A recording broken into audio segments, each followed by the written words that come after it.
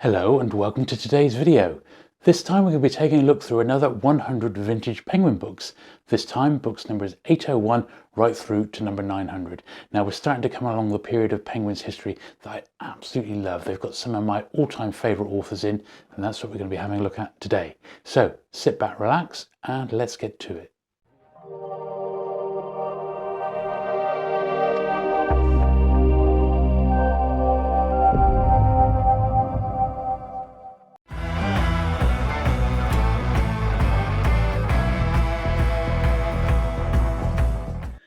So, Penguin number 801 is this one by Kate O'Brien, Mary Lavelle.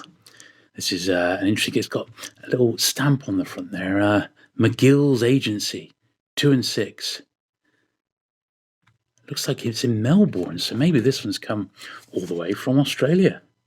To put it in date context, this is the very start of the 1950s, 1951, this one.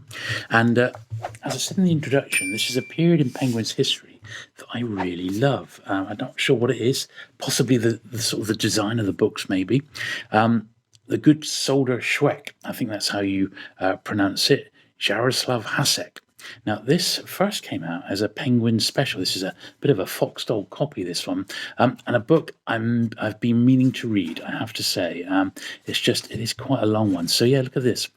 First published as a Penguin special, 1939, and the complete version published as in Penguin Books, 1951. So this is the complete version. Once again, it's got the two penguins on the front, signifying a double volume. Yeah, I must get around to it, but yeah, as I said, it's just the size of it that's been putting me off a little bit.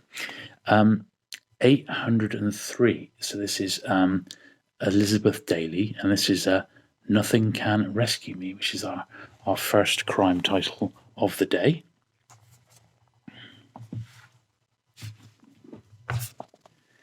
Then we've got a Christina Brand. This one's got another, look, it's been stamped there. Two shillings instead of the 1 and 6 cover price. Suddenly at the Residence, another crime one by her. And these are just great, aren't they? This was the sort of classic period. You went at 50s, cozy crime. You had Penguin pumping these out. We had Collins with the Collins White Circle Crime Club. They were putting their great titles out as well. Certainly was a great era. And then, of course, Pan came along and did their pictorial ones. Beautiful, beautiful edition, this, of Penguin's Sherlock Holmes. And this is the casebook of Sherlock Holmes by Sir Arthur Conan Doyle. Very nice copy of that one. Penguin obviously have been the Conan Doyle publishers for many years now. I do still love reading the Conan Doyle Sherlock Holmeses, particularly the short stories. They're by far my favourites. Murder Down Under, Arthur W. Upfield, 806. And then finishing this run of 5 crime ones is The Lift and the Drop. Don't know much about this one. G.V. Galway. Don't know much about him. Once again, a little bit of Fox, and it says his first novel, Murder on Leave, has also appeared as a Penguin. His most recent novel is Full Fathom 5. Okay, that was number 807. Now, 808 is Virginia Woolf, and it's the classic The Waves. There she is. Virginia Woolf, who died in 1941, was the daughter of Sir Ledley Stephen and the wife of Leonard Woolf. Yeah, I believe all her books are in Penguin to this day. Then we've got Vivian Connell, 810, which is The Chinese Room. Now, 810, this one here, took me a long, long time to get because it was one of them darn crossword books. And you know what these are like. They are quite tough to get hold of. But thankfully, I've been able to pick one up fairly recently. So, 810, The Manchester Guardian, 3rd crossword puzzle book. Now, number 811 is The White Priory Murders, Carter Dickson. And here we are. This back cover of a Penguin usually contains a photograph of the author and a short biographical note. Carter Dickson, however, prefers to conceal his identity behind the mystery of not only one, but 2 pseudonyms, and is therefore not possible to satisfy the reader's curiosity about a person who, to all intents and purposes, does not exist. There we are. So the Carter Dickson 10. Carter Dickson is the fourth celebrated writer of detective fiction to be represented by 10 penguins at one time. Agatha Christie was the first in 1948. 1 million copies of her books were published simultaneously. In 1949, she was joined by Naomi Marsh, and in 1950 by Marjorie Allingham.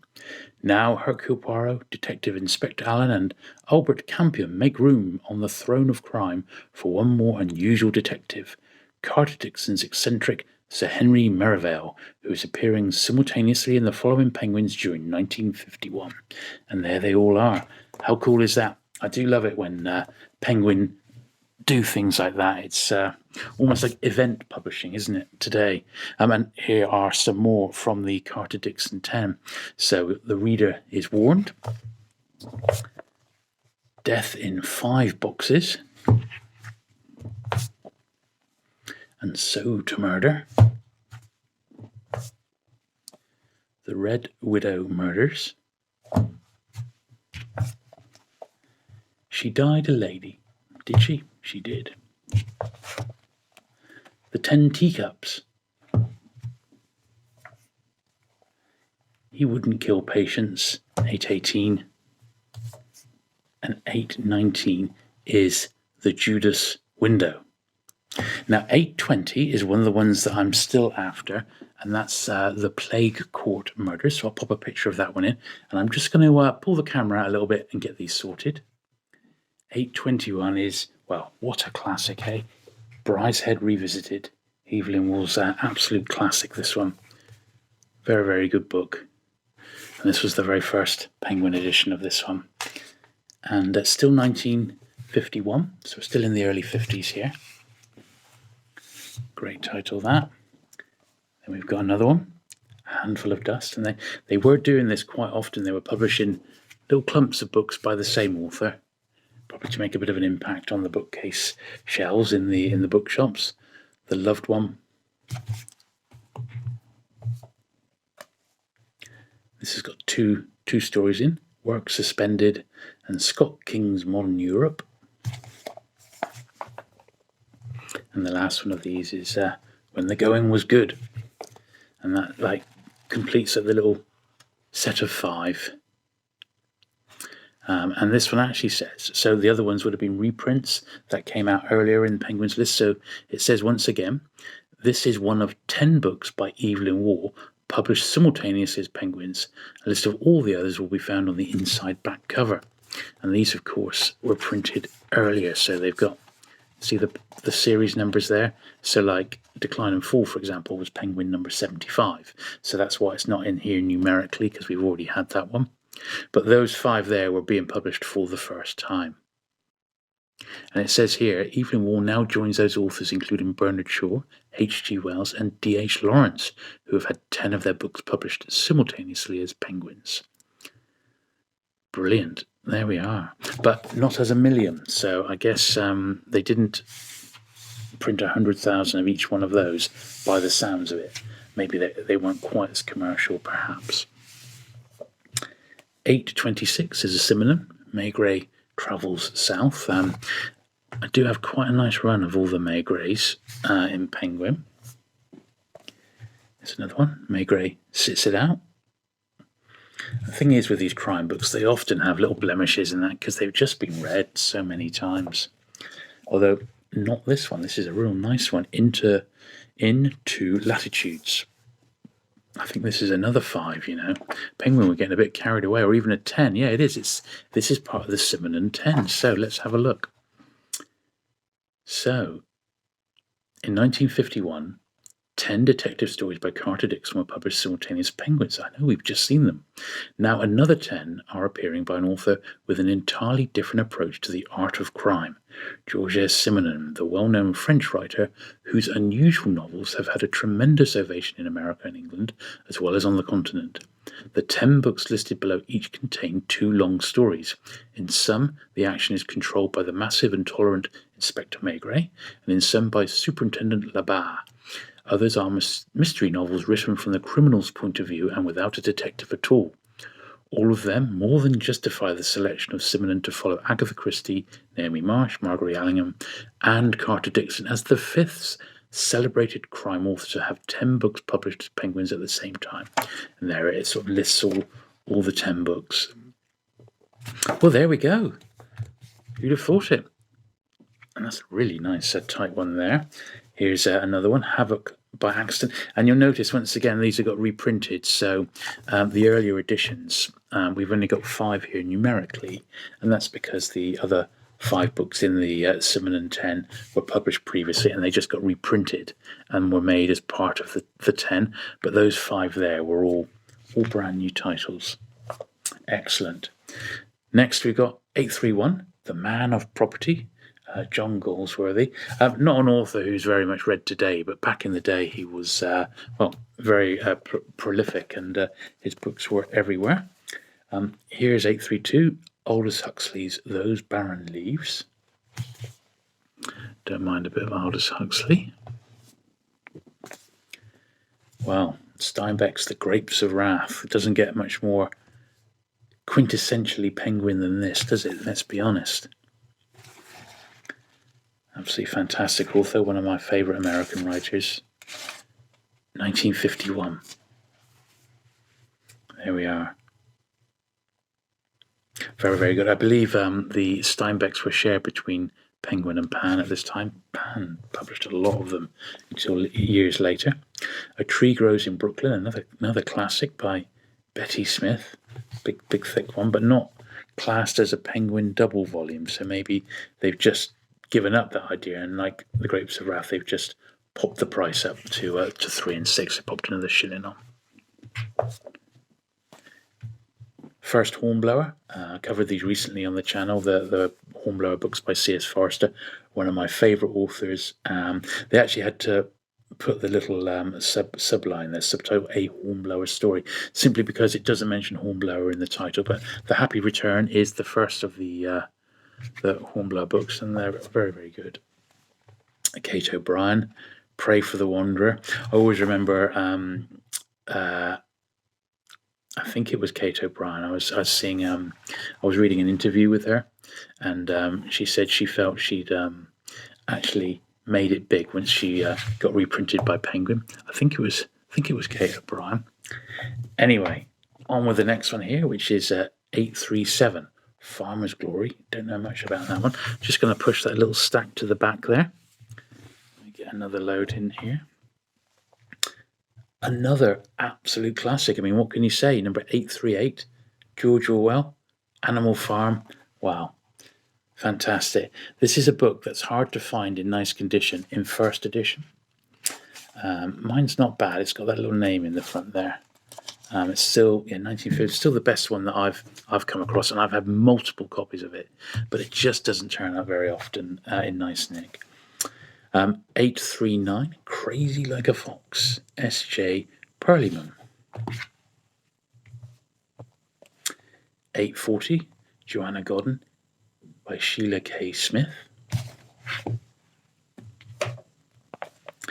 The Franchise Affair, Josephine Tay. 841.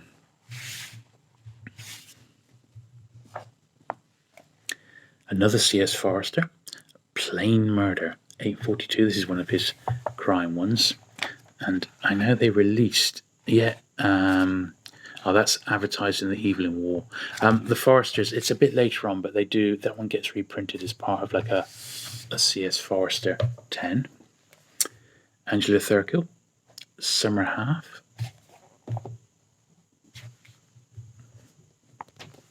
844, George Moore, The Brook Kerith.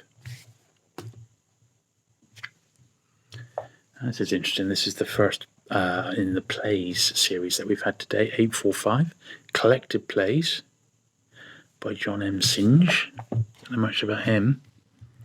And the first travel one we've seen today, 10 Years Under the Earth, Norman Castoret. Travel and adventure one. Oh, look at his funny hat he's wearing there. Looks like, he's a potholer. That would explain the hat. He has explored more than 500 caverns. Well, potholing, I was just discussing this with the wife recently. is something you wouldn't catch me doing if I was paid a fortune for it. Not in a million years. 847, Leo Bruce, and it's The Case for Sergeant Beef. Another really nice copy of that one. This one's 1953, that one, so jumped forward a little bit in time. 848 is Reunion with Murder, Timothy Fuller.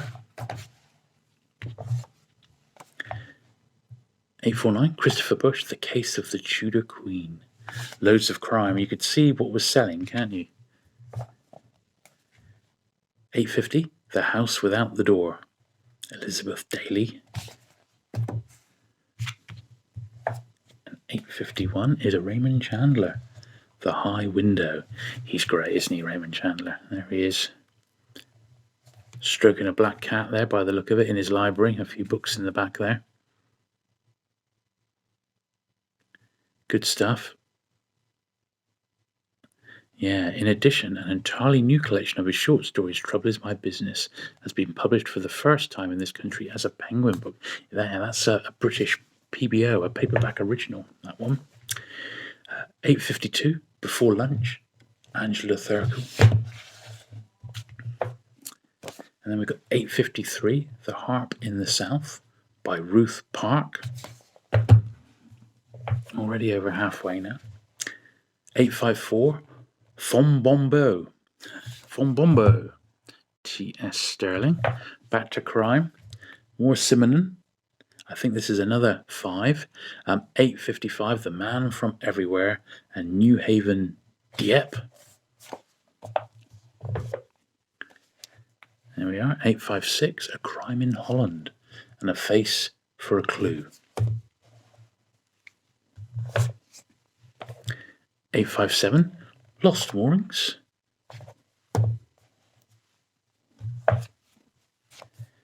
858, On the Danger Line. And then 859 is Novel on Yellow Paper by Stevie Smith. Right, once again, we're going to pause there just for the last time now while I pull the camera out one last time. On to the last little stretch then. So 860 is The Priestley Companion. This is extracts from the writing of J.B. Priestley selected by himself. Big thick one, that. 861 is Bright Day, also by J.B. Priestley. 862, The Hollow Man, another classic crime, John Dickson Carr. 863 is Off to Philadelphia in the Morning, Jack Jones. There he is. He's on his Jack Jones.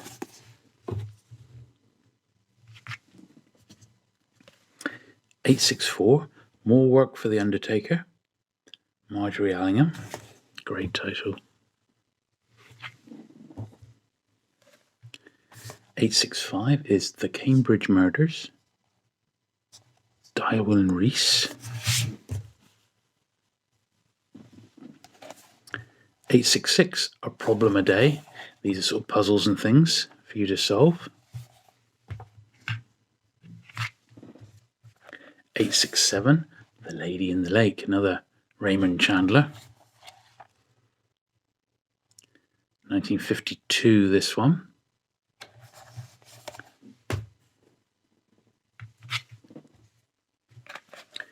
868, The Golden Box, Francis Crane.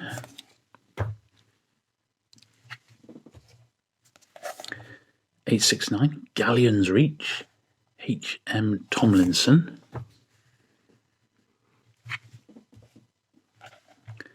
870, William Sampson, South. Got 2 and 6 over a sticker on that one.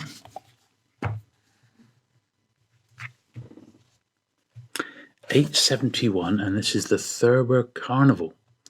This is by James Thurber. This is an early Penguin cartoon book. So later on, when we get post 1000, I've got quite a collection of the Penguin cartoon books. I don't know if I've got them all, but I've got a fair batch of them, and they're actually sort of in B format, the next sort of size up. And there's some more Thurber cartoon books in there. But that was number 871. 872, The Painted Veil, Somerset Maugham. 873, T.S. Eliot's Selected Prose, sort of the Violet essays and Bell's letters. 874, another classic crime title, The Postman Always Rings Twice by James M. Cain. My post lady does. She's pretty good, you know. She says, not more books, Jules. 875, The Blind Barber, John Dickson Carr. It's funny, that got published in America before we had it over here as an American Penguin. And then 876 is Freeman Wills Croft's The Cask. Another big, thick crime book, this one. 876 in 1952. Oh, we're on to the last little old stack now. F. Tennyson Jesse, A Pin to See the Peep Show. Remember, that was an early Penguin crime I picked up years ago. Now we got to travel. Freya Stark, The Valleys of the Assassins. 878. Here's a nice looking one. Look how nice that is. 879. Emma Smith, The Far Cry. Really sort of bright and bold. Probably unread that one. 1952. Yeah, nice. Funny they were all like that, eh? The Woman of Rome. 880. Alberta Moravia.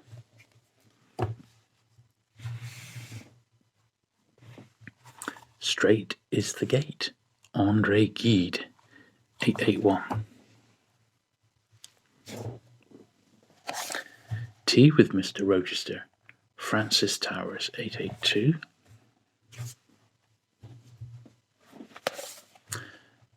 Bresson Village. John Moore. 883. More crime. Charles Williams. Many Dimensions.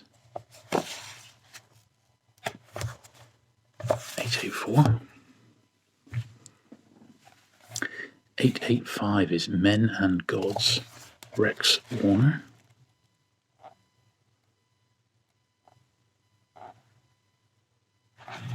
I'm glad to see this one. So you see this one's in particularly nice condition. And on the inside cover is a little signature, and you see that there? And that is H. Arnold with a little date on it. And H. Arnold he worked for Penguin in the warehouse, and he was with them right from the very earliest days. And this has come from his collection, basically. So either when he himself died in the mid-90s, or his family decided to sell his Penguin book collection, he had virtually every single book, all the rare crime ones, all virtually brand new condition, straight from the warehouse. He had one of each book, and which I believe they were allowed to do. They were allowed to have a book each. And he had his little signature in, so I've kept that one there as a little bit of Penguin sort of association copy more than anything. I do remember there was a Penguin book dealer called Brian Kesterton, and he bought most of that collection. And I think he had some competition from someone else who was very much after it, and he had to sort of let them take their selection of, say, 10 or so key crime titles, and they wouldn't bid against him, basically. So he got the collection for quite a nice price. Whatever happened to Brian's collection, I do not know. 886 then, Duet of Death, but I would imagine he had them all. 887, The Mysterious Mickey Finn, Elliot Poor.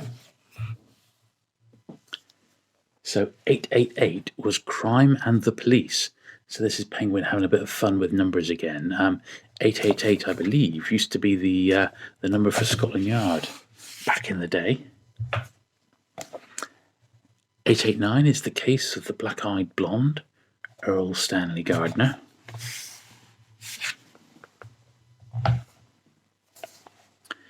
898, The Bandaged Nude, Robert Finnegan.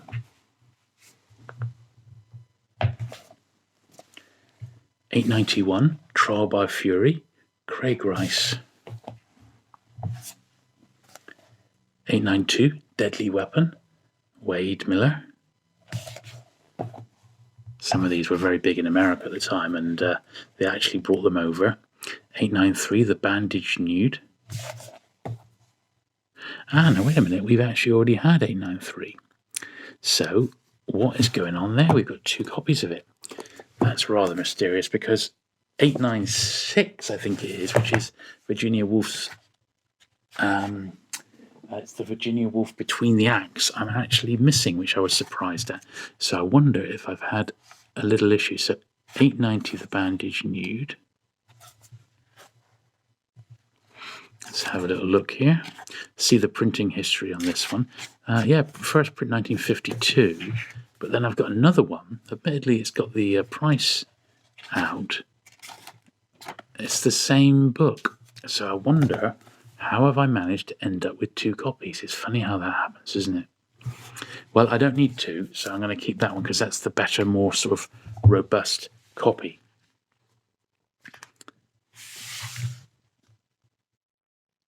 And that should be £8.90. Yeah, we are. Let's put them all into order there. £8.90, £8.91, and £8.92. So there we go. This is what happens when you're a book collector. You sometimes see stuff that you end up doubling up sometimes. £8.94, Prelude to a Certain Midnight, Gerald Kirsch. £8.95 is Zaliki Dobson by Max Beerbohm.